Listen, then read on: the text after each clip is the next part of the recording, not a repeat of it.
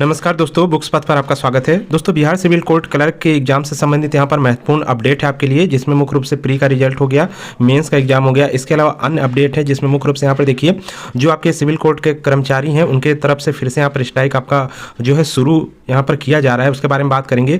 इसके अलावा आपका जो है क्लर्क का लेवल यहाँ पर बढ़ने वाला है, ग्रुप डी का लेवल बढ़ने वाला है, तो उसके बारे में भी यहाँ पर हम पे लेवल के बारे में बात करेंगे। तो पूरा वीडियो जरूर देखिएगा, काफ़ी इंपॉर्टेंट जानकारी आपको यहाँ पर मिलेगी और आपकी तैयारी से संबंधित भी यहाँ पर जानकारी मिलेगी। इसके साथ ही दोस्तों हम बात करेंगे यहाँ पर आप किस सब्जेक्ट पर क्लर्क का आपका मेंस होने वाला है, तो कौन से सब्जेक्ट पर आपको फोकस करना चाहिए। पूरा वीडियो जरूर देखिएगा। चलिए शुरू करते हैं। सबसे पहले रिजल्ट की बात कर लेते हैं। तो रिजल्ट से संबंधित यहाँ पर बड़ी अपडेट यहाँ पर आपके लिए ये है कि यहाँ पर देखिए रिजल्ट में जो डिले हो रहा है और ये डिले अभी और होने के चांसेस हैं, क्योंकि यहाँ पर देखिए जो कमेटी आयोग बनाया गया था, जो रिजल्ट जिन्होंने भेजा था यहाँ पर पटना हाई कोर्ट के पास, तो हाई कोर्ट से ये रिजल्ट वापस अभी तक नहीं आया है। बहुत सारे यहाँ पर लोग जो बता रहे थे कि रिजल्ट आ गया है, तो अभी तक ये रिजल्ट नहीं आया है। जो जानकारी यहाँ अपडेट, जो नई अपडेट आपके लिए यहाँ पर जो हम बता रहे हैं आपको, जो हमको यहाँ पर अपडेट मिली है उसके हिसाब से यहाँ पर अभी रिजल्ट जो है वापस नहीं किया गया, जिस कारण से रिजल्ट में यहाँ पर डिले किया जा रहा है। साइन करके वापस करना था रिजल्ट को, तो यहाँ पर रिजल्ट इसी कारण से डिले हो रहा है और ये रिजल्ट अभी और डिले हो सकता है। एक एक्सपेक्टेड है कि 10 अप्रैल तक ये जो है आपका रिजल्ट जारी कर दिया जाए, लेकिन अब ये जितनी जल्दी हाईकोर्ट की तरफ से यहाँ पर आ जाता है वापस रिजल्ट, उतनी जल्दी ये जारी कर दिया जाएगा। एक्सपेक्टेड है, ऐसा अनुमान है कि 10 अप्रैल तक ये जारी हो सकता है रिजल्ट, और कितना और डिले हो सकता है इसके बारे में अभी कुछ कहा नहीं जा सकता है। तो ये अभी आपका और डिले होगा और इसके हिसाब से आपका मेंस एग्जाम भी प्रभावित होगा, उस पर भी इफेक्ट पड़ेगा, उसके बारे में भी हम बात करेंगे। नेक्स्ट यहाँ पर हम एक और यहाँ पर देखिए आपको अपडेट देना चाहते हैं, कटअप से रिलेटेड है अपडेट। तो कटअप से रिलेटेड अपडेट यहाँ पर ये है कि कटअप भी आपका जो है क्लर्क के एग्जाम का कटअप कम जाने वाला है। जैसे आपका कोर्ट रीडर और इससे पहले जो एग्जाम है उनका कटअप कम गया था, उसी तरह क्लर्क का भी कटअप यहाँ पर काफ़ी कम रहने वाला है। जनरल कैटेगरी की हम बात कर लें तो मैक्सिमम देखिए ज़्यादा से ज़्यादा 65 जाएगा, इससे ज़्यादा किसी भी हाल में यहाँ पर जनरल का कटअप जो है ज़्यादा जाने का कोई चांस नहीं है। जो अपडेट मिला है उसके हिसाब से हम बता रहे हैं।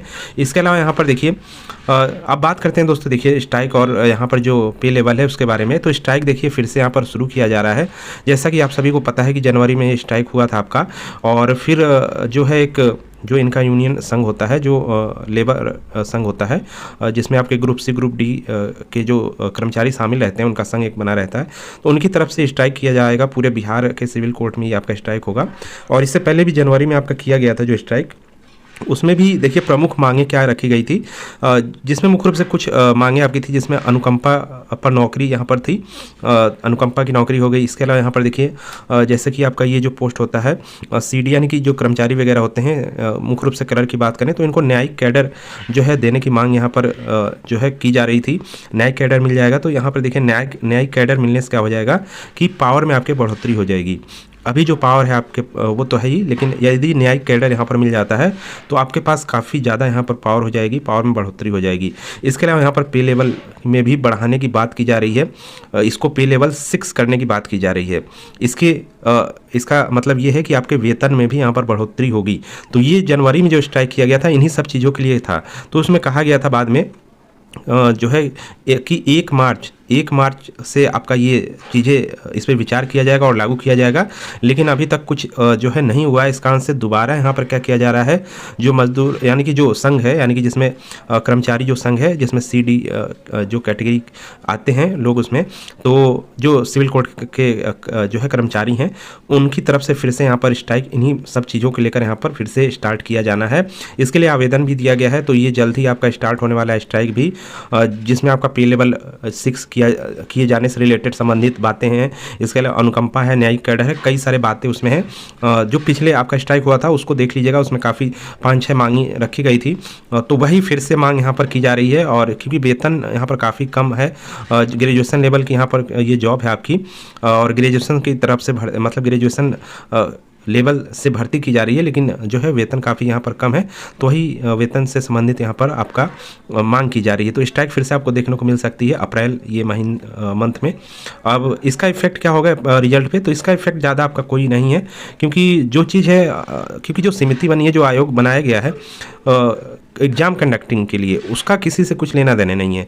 चाहे ना ही उसका आपका 10th 12th के एग्ज़ाम से कुछ लेना देना था, ना ही उसका आपका जो है ये जो आपका आंदोलन होगा या स्ट्राइक होगा इससे कुछ लेना देना रहेगा। इनका अपना काम चलता रहेगा, इससे कुछ भी आपका बाधा यहाँ पर नहीं होने वाला है।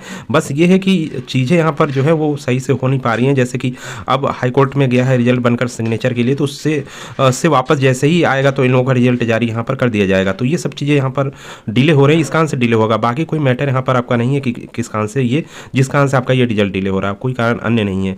मेन इंटरनली कारण है, कोई भी ये जो एक्स्ट्रा कारण है यहाँ पर एक्स्ट्रा कारण कुछ नहीं है। ठीक है, तो ये है। इसके अलावा यहाँ पर प्यून की बात करें तो प्यून को सभी को पता है कि इसका एग्ज़ाम आपका एक क्लर्क का एग्ज़ाम के होने के बाद ही आपका होगा।